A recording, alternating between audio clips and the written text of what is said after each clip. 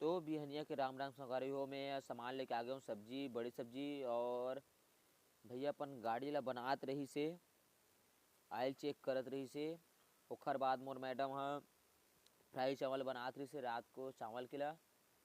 और इटुरा अभी तक सो के उठे नहीं है, और इटुरा सो उठ के मोबाइल चला रही। देखो आप है, अब मोला भूख लगी तो फ्राई चावल खाए के स्टार्ट कर दो मैं है। और हमार रूम में एक जो पगला टाइप से कोई आ गई से, देख सकत हो आप है।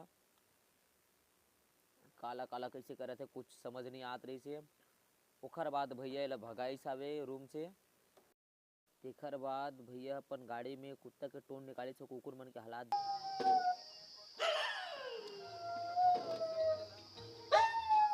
और हमन निकल गए प्रोग्राम पर। देखो आप सब रोड में ही हन अभी गाड़ी में।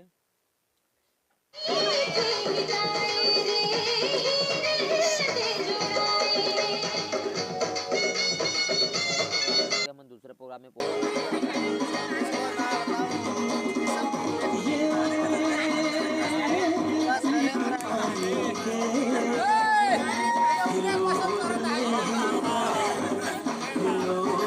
संगवारी हो। रात कन के राधे राधे, शुभ रात्रि आपला।